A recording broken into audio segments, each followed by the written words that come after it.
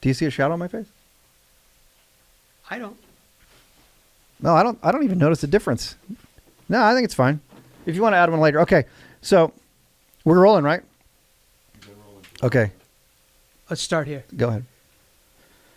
Conversations with Chris W. Ritchie. Take 2.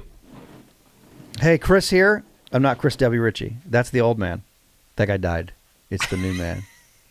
Hey, Chris Ritchie here, and I'm honored Your to... middle name is Wayne, though, right? Yeah. Hey, Chris Ritchie here, and I am honored to be with one of my dearest friends from many years ago. We got some more light coming in here possibly, so if you see a change, don't worry about it. Settle down, everybody. Don't run off the road when you're watching this. I'm here with Abner Suarez, Dr. Abner Suarez. Here's the deal. I've been calling him Dr. You have. Abner since I met him. Actually, I first started calling you Nation. That's right. I prophesied. Listen, tell the story. I just told you in the last podcast, I believe that you're a prophet. So when I met you in 22 years ago, It's 22 years ago. I started calling you the Nation. That's right. And, That's a cool story, actually. And then you weren't traveling the nations. Then you started traveling the nations. One nation became and 7, then 8 a year. A few years later, just one day, I just called you the doctor. Yep. Doctor, and I used to introduce you as the Dr. Abner. And now you're a doctor, medical doctor. No, I'm not a medical doctor. You But can, I do like saying, you trust can me, I'm a operate on doctor. me. Yeah. I do like saying, trust me, I'm a doctor. I got a little nodule. I got a little node on my neck. Can you Yeah, check about this that out? type of doctor. Yeah, I didn't think so. Don't touch me. I wouldn't let you touch me. Exactly. We were just in the middle of a conversation talking about some really cool things. What does it look like to be a Christian? The goal of our lives is not to go to heaven. The goal is to bring heaven to earth, right? So let me ask this question, right? We're just going to go machine gun questions. Yeah. Do you believe once you're saved, you cannot lose your salvation?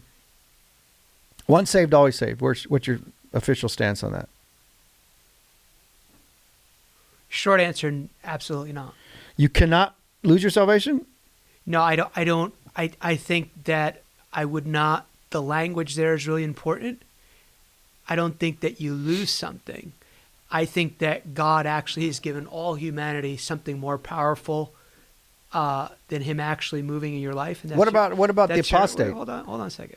It's his free choice. It's free choice. So he lost his salvation.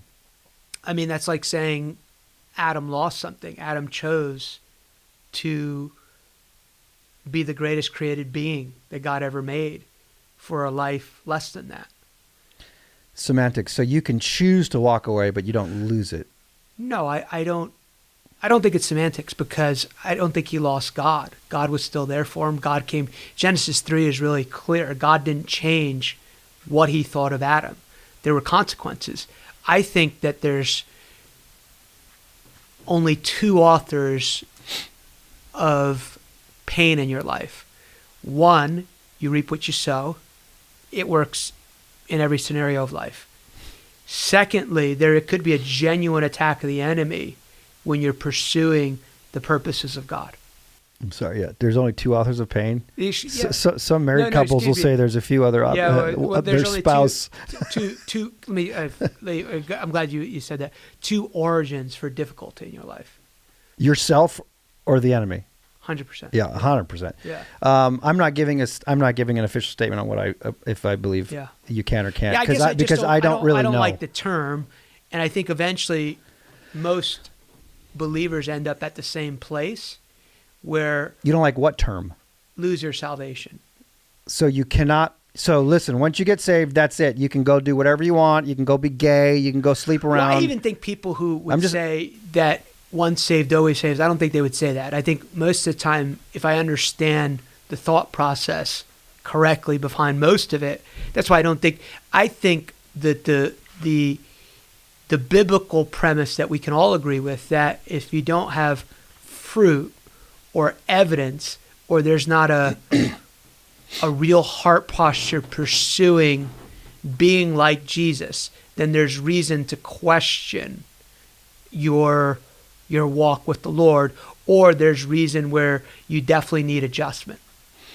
What do you do? And I can look up Chat GPT, my friend. What do you do with the verses that kind of indicate you can lose your salvation?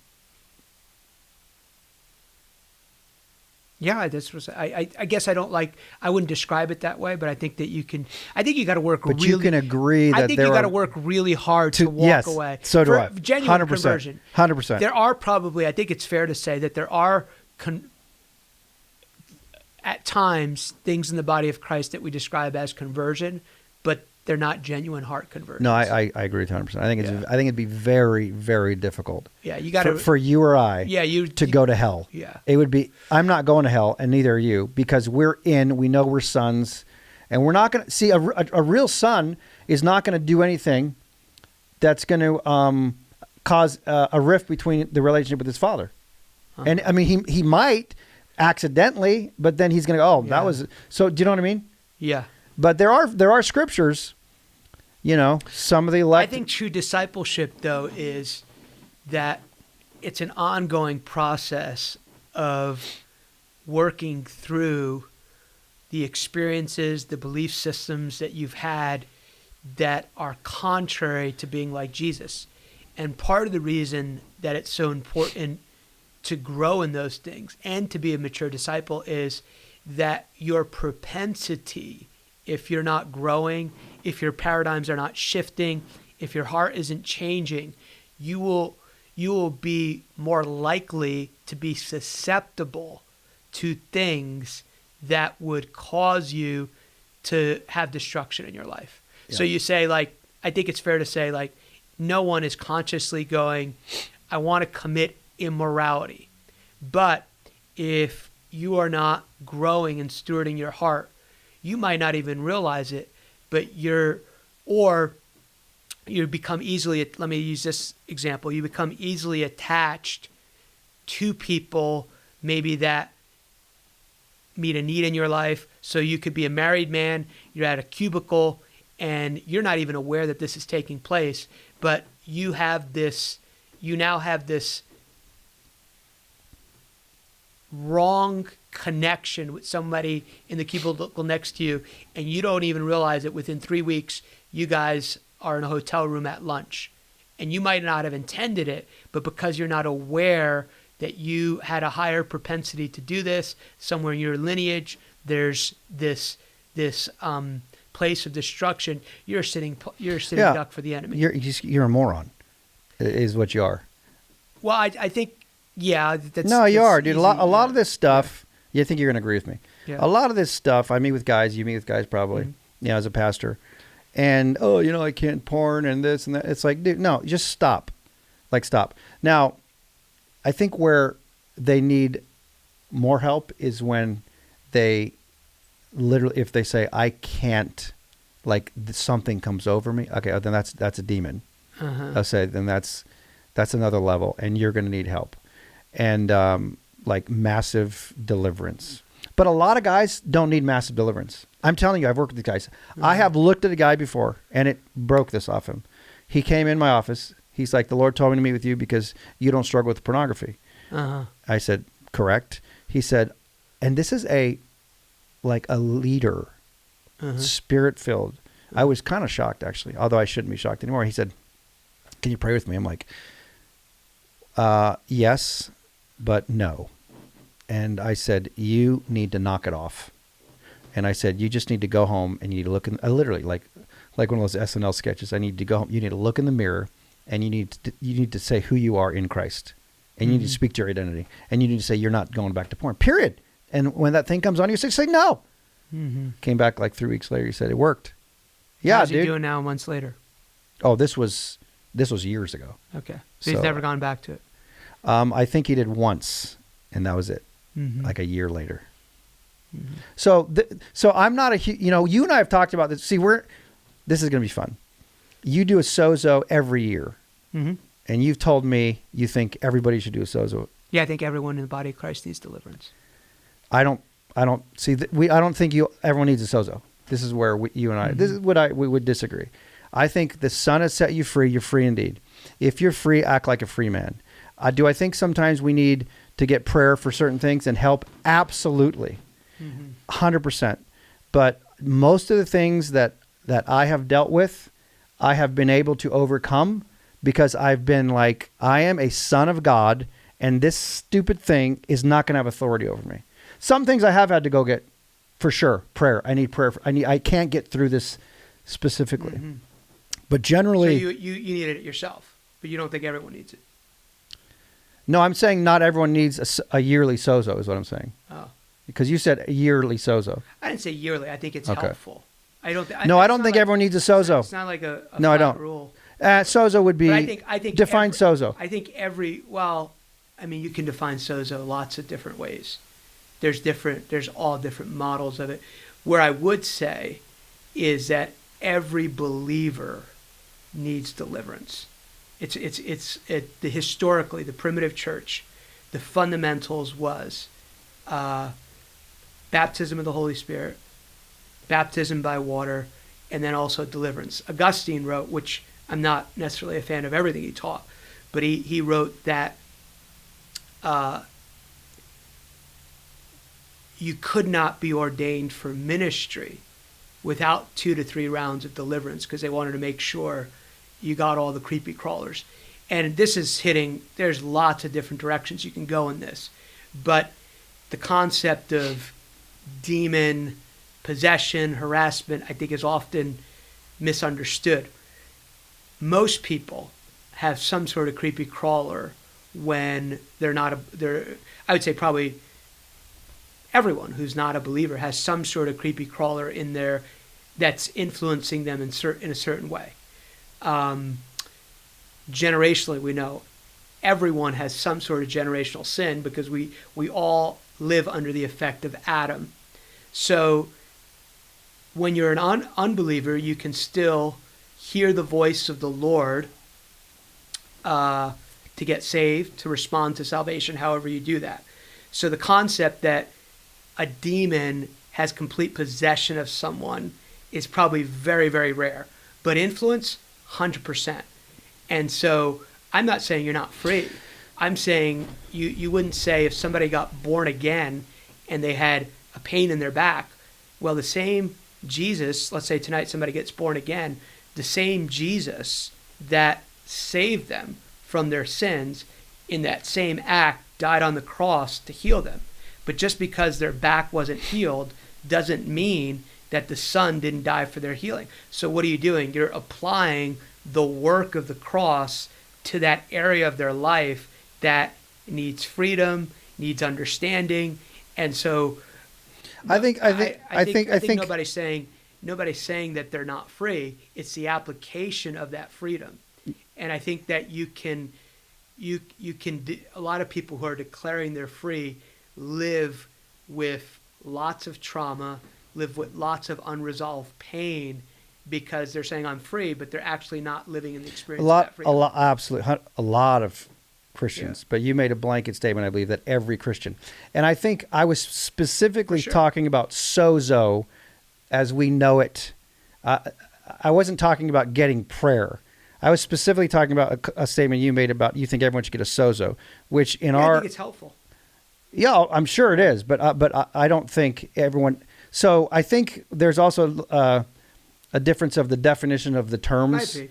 So just because you receive Christ, does that mean you don't have still these issues? No, not necessarily. And so you need prayer. So I guess we just look at the term differently. Maybe we're agreeing more. A helpful suggestion, and I think where there's not a recognition, where there's not an awareness of wholeness issues, an awareness of incorrect relationships, you will. I think that's part of the reason why you see people in ministry who make catastrophic errors that really destroy a lot of things when they're in a ministry position or leading a group of people, cause a lot more pain, because often you're still responsible. You're still 100% responsible.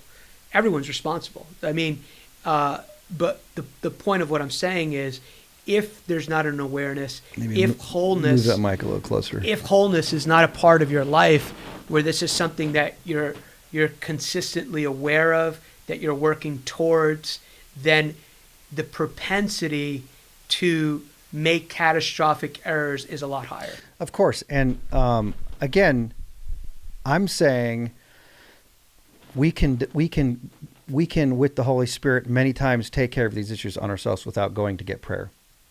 No, I'm not. Yeah, I didn't. Yeah, I love what Jonathan Shuttlesworth says.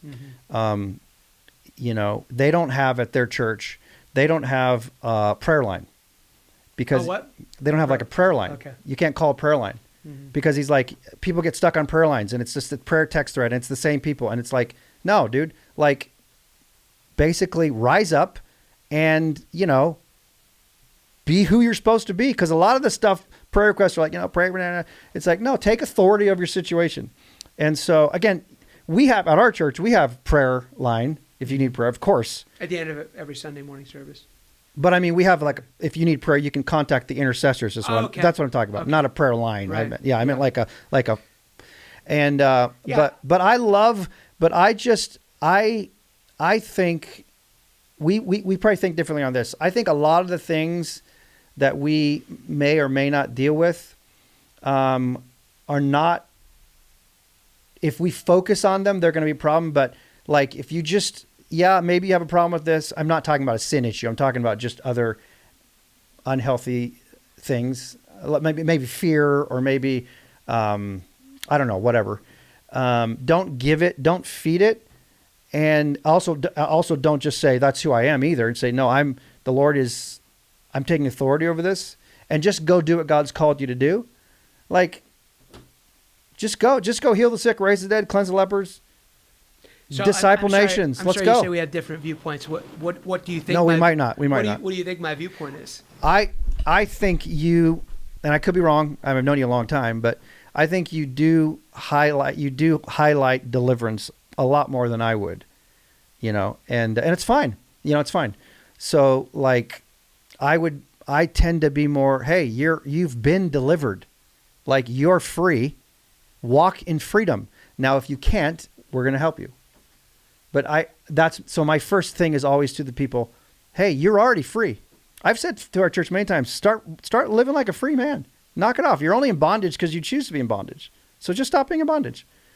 David strengthened himself in the Lord. It's a little different but he had people that were, his whole men turned on him after Ziklag. They wanted to kill him. And what did David do? He strengthened himself in the Lord. So a lot of this, I think, can be taken care of on our own, but some can't. And that's why we do need Sozo sometimes. Yes, I think for that sure. There's certainly some things that you can work through on your own. But I think at some point, I think every believer is going to have to there's things in your life you'll probably have to work through that Absolutely. You will meet other people. 100%. That's what I'm saying. Yeah, I think we are agreeing, actually. Yeah. Like, there's been things I've couldn't walk alone that I'm like, I need. But it wasn't like. But I would say. It wasn't deliverance. It was just like. I definitely think, I understand there's a truth, just knock it off. But for some people, that's probably not the most helpful language, because there's a sincere desire to walk things out in a place of freedom. And that can be very difficult if they're having trouble walking that out. Yeah, it depends on the person. Yeah. Like when I counsel with someone, it literally depends. It's person. There's no template. It's person to person. The guy that I told you that walked in, I knew him for years. And I knew what he needed. I would suggest, though, probably his issue probably was not, in a sense, the root. It was not. The symptom was not pornography. It the was symptom not. was pornography. It was something else. It was, yeah. And I have walked him through that. Yeah. So, so it's a little more complex than just knock it off. Sometimes it's that simple. Yeah. Sometimes it is, and sometimes it's not. Again, it depends on the person.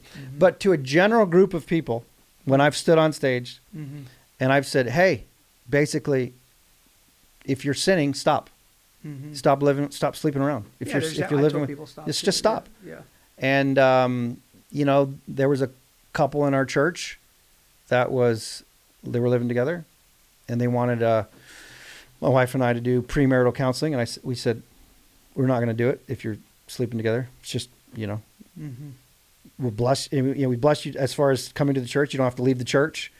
We're not going to look at you any differently. But so they were like, okay, we'll pray about it. I mean, there's nothing to pray about. I'll pray about it. So they came back the next week, and I said to the gentleman, I said, did you if you want to do counseling with us, did you decide to move out? He goes, no, we decided we're going to, stay living together. I said, okay. I literally said to him, well, you're welcome here. I love you. I said, but you are in complete rebellion, and I want you to know that. And I want you to know I'm disappointed in this. I'm disappointed in you. And his face, and that shocked him into it. And then a few days later, called me, said, you know what, we took your advice, and we are going to be celibate, and we're not going to live together until we get married. It's huge. So I didn't have to pray him. I didn't have to pray over him and say, what's the issue in your heart? I just said, knock it off. You're in rebellion. And he chose. Now, are there other issues there? Probably, but we weren't dealing with the other issues. We were dealing with that issue. So yeah, and I think that's a that for me when I hear that. That was a singular. There's a whole lot more going on. Absolutely. Than a guy living alone. No. A woman and 100%. So the other stuff I have walked him through and counseled him through other stuff. Mm-hmm. Absolutely. But as far as that issue, it was as simple as, no, you actually can tell your girlfriend, I'm going to man up. I'm going to be a man of God, and we're not doing this. And that's what he did. Yeah. Yeah. So I don't think he needed deliverance for that issue. Other issues, maybe, but that specific issue. Quite honestly, I think that you're making a lot of statements about what I think without actually knowing what I think. Because you're like, well, I don't think we see it. Like, no, I didn't say you need a deliverance. I said a good advice is that. I'm saying in discipleship, deliverance needs to be an essential part. Deliverance and inner healing.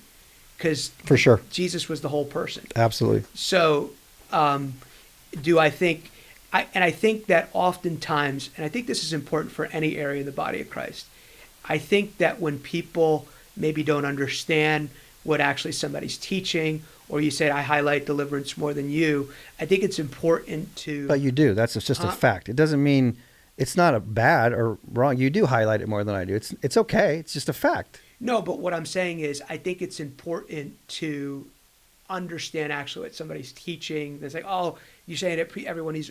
Well, no, my position is every believer at some level needs deliverance. But you said every believer needs a sozo. You literally said that. So I'm not, it's fine if you think that. It's what you said. I probably would amend that and say it's probably helpful for you to probe those things at least once a year with a team. No, that I agree with. Yeah. We agree with that. Yeah. Yeah. Yeah. But I think as a general statement, I think that it's helpful not to make caricatures, and this is just in general, but specifically often I see these statements made about deliverance and these different things that for people that maybe are not practitioners or don't really understand it, or they heard this person went to a deliverance session and they go, well, the Son set you free, man. You got that when you were born again. That is like usually a little statement being made about somebody who has very, very little experience with deliverance ministries or inner healing ministries and don't really understand what's being taught. Yeah, I have experience with it, and I know what's being taught. But I mean, Todd White says that, basically. Mm-hmm. He doesn't believe in deliverance. Did he change? He doesn't believe in it. Okay. Yeah. Because you run into some problems and you need some right. people's help. Yeah, he might have changed now. Yeah. So I don't know. I don't follow him that way. So. But I think he has. I am not saying everybody needs deliverance. Mm-hmm. I'm not at all saying that. But what I'm saying is some people, not you, because I know you and you're healthy in this, some people, their whole focus is on deliverance. It's everybody has a demon. Mm-hmm. Everybody needs deliverance. And it's like, is anybody ever free? Those are the people that annoy me. Those type of ministries, they annoy me. I had a guy pray for me once and I coughed. And he said, oh, oftentimes demons come out just with a cough. And I said, what are you like assuming, dude? So I actually said, I said, don't assume things about people, so that kind of stuff, or like everything, there's a ministry in Southern California where it's like Every time this person prays for people, even believers, demons come out. Every time it's like everyone has a demon, and it's just like, I don't think everyone has a demon. And so that's my view. Well, you're a little older, not much, but we grew up 80s, right? Yep. I've often said this when I talk about leadership or anointings or the mentoring group I have, is when they would go to the Bible school, back then they'd all come back like preaching like Jimmy Swaggart. Yeah, which was not bad, actually, because that boy could preach. Yeah, but what I'm saying is, and of course, let's just talk about maybe a modern day example of, Bethel, like these young guys trying to do like the Bill Paws, and they're not Bill.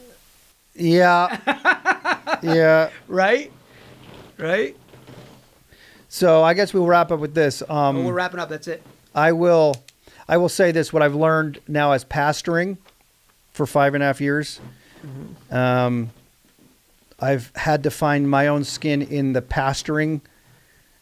Your own voice. My own voice, but not only my own voice, but just how to pastor people my own way. Yeah. That I feel like the Lord has with my, I'm not lovey-dovey guy. Right. I'm not, no, my house is not, it's not an open invitation to come over to my house on Sundays. Right. Like, this is my house. Right. With some pastors, that's how they are. Exactly. And that's fine. Right. we're like that. So, yes. So, don't come unless you're invited. Some people have said, he's not very friendly. I'm like, well, if you're talking to me as I'm walking on my way to stage, I'm not going to talk to you. Like, you want to give me a prophetic word during worship? No. Or I'm walking out the door because I know my family's waiting exactly. for lunch, and he wouldn't listen to what I was saying. I said, please tell me that next week. You've heard that before? Oh, yeah. Yeah.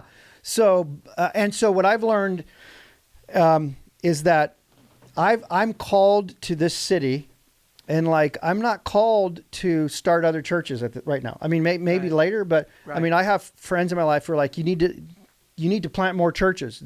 We are church. We're supposed to plant churches. And I'm like, right now I'm supposed to just shepherd the people God has given me and do it with great excellence. And then if God asks us to plant another church or have a campus across town, I'll do it. But I'm not going to just do stuff just because you're doing it. That's right. So. Yeah, and I think the authenticity of who God has made you is what causes you to walk properly, and that is where your favor lies. And again, it's not that you, for me, I've often said, interpersonal skills are a learned behavior. I didn't naturally 20 years ago walk through a room and say hello to people on the way. You do now, though. Yeah, I do. Because that's maturity. It's a learned behavior. I do the same thing. Yeah. When I first took over the church, nope. Now, if you come back, if you were here, if you came back, if you left after a couple months and you came back now, 5.5 years later, I'm way more conscious of engaging with people as a pastor should. Right. But I also am like, you still got to be yourself. You can't suck my time. Yeah. So I've learned to love people. Yeah. Love the people God has placed in your life and in your care. Take it very seriously, because if God called you to do it, He's serious about it. And so, yeah. All right, man.